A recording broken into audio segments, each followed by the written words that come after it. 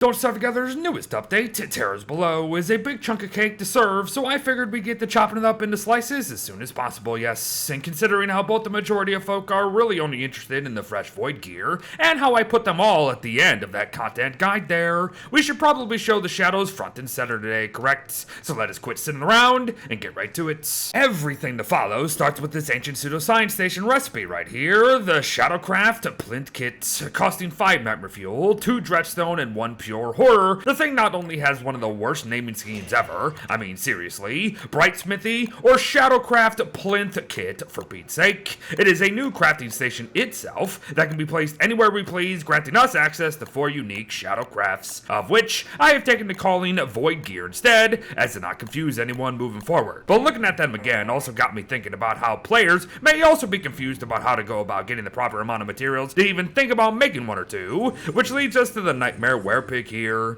among others to come, of course. This seemingly forgotten boss draws 4 to 5 pure horrors upon death, while his pillars can be smashed by his hand, and that is 3 to 4 Dreadstone each. It's not a bad start, but let us not forget Wilson's with their new Shadow Courtier skills, as with them, we can turn around and refine 1 piece of Dreadstone into 2 pure horrors, or 3 pure horrors into 1 Dreadstone if we do so choose to do so. Fused Shadelings, the freshest faces of Don't Starve Together from the new Shadow Rifts, are shockingly easy to handle, and as far as I can tell, drop 3 to 4 pure horrors guaranteed, which is easily our best source of this stuff now. Resting horrors found chilling in the ruins atop chair relics, but only if we're insane enough mind, can also drop us a pure horror now, however I wouldn't rely on these guys. Plus, they're kinda too cool to kill anyways. And finally, our new Shadow Pieces ripoffs, the Ink Blights, can also hook us up with the good stuff once they spawn their Dreadstone outcrop at the first Nightmare Fissure we encounter at the height of a nightmare cycle following a Rift generation, as it's in the bloody name, people. We can mine the outcropping itself for 2 to 3 Dreadstone, and if we kill Jitters, Shriek, and Rasp, we can also walk away with some pure horrors and those highly coveted Dark Tatters we need as well. In fact, these guys are the only ways to get 2 to 3 Dark Tatters per kill, and unfortunately, I still don't fully understand how they respawn quite yet. But whatever the case may be, you ain't having any fun with these items until you kill the Ancient Fuel Weaver, wait out the Ruins reset, give the Beckoning Hand its Dreadstone, which also means you also need more of the damn stuff mined, and have seen Charlie be a bit cheeky. Good luck, have fun. As now comes the real nitty gritty, after we discuss the stupidly simple Umbralla that is. Given its appearance and stage in the game, I reckon, you would think it would be more than a souped up umbrella, but it's really not. What you see is what you get with its 100% wetness protection, 15-day durability, and 240 summer insulation factor, all at the cost of a rather measly 3.3 sanity per minute drain. Oh, and its ability to fully counter acid rain's impact on us, our clothes, and our food, while actually regenerating underneath the rain itself, but that's all fully intended nonsense. Where's the extra fun, if you know what I mean? It is a post-shadow endgame item with an art way too cool to just be an umbrella. But I digress. Let us talk the good stuff, like the Void Armor here.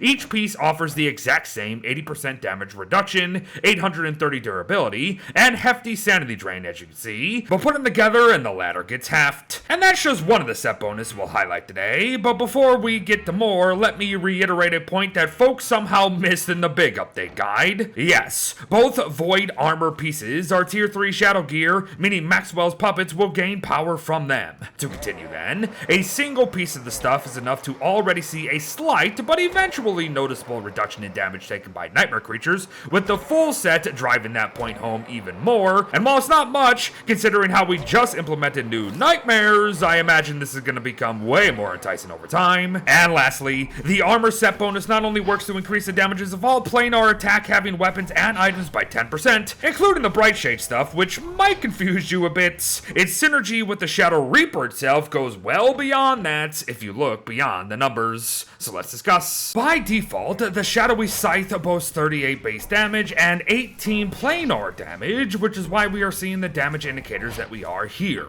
And what is this planar crap again, Beard? Well, it's essentially armor piercing. In short, this pigment helmet reduces the Reaper's 38 base damage to 7.6 overall. However, that 18 planar damage gets added as it's not reduced, and thus we are dealing 25.6 damage per hit. And now the fun begins. Don the Void set for a flat 10% increase, of course. However, a Reaper in hand also activates the charge ability that sees damages climb per hit up to 6 increases. There's even some more planar nonsense among all that too, but all you need to know is that your maximum hit is now 88.8 if you keep on hitting, that is. For you see, there's about a 3-second timer between hits indicated by the hood being up or down that will tell us if our hit streak is actually still active, so be aware of that. But now just comes the firing through the numbers, folks, so buckle up. A Reaper in the hands of most against a lunar mob will deal 61.6 damage. A full set under similar scenarios can have that damage rise to 97.7 per hit if the streak is maintained.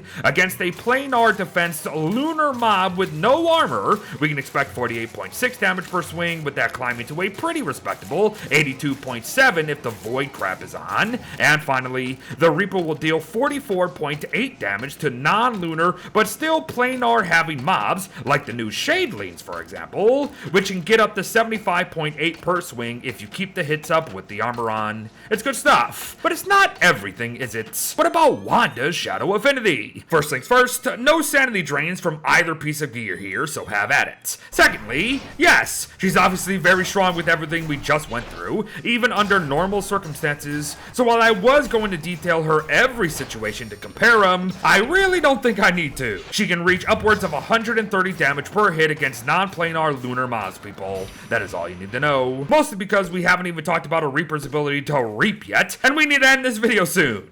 We can reap practically anything in this game that comes with the pick option, even the Ancient Gateway for Pete's sake, which certainly has its many advantages, but also question marks. But the big thing is the reaping of crops and resources, honestly. It's a little finicky, and I'm not the best at it yet, but I got up to 24 grass in one swing, so it's super efficient. Just note that angles, distance, and overall positions matter. Forward facing seems to always be better. As there you have it, everyone, a dedicated deep dive into the new Void gear from Don't Starve Together's newest update, Terra Below. Now, chances are some of this will be subject to change in the coming weeks, but considering how refined Part 2 feels compared to taking root, we might be solid for the most parts. Either way, I'll be keeping you posted. Thanks for watching, folks. Well wishes to all, have a seat, and I'll see you in the next one.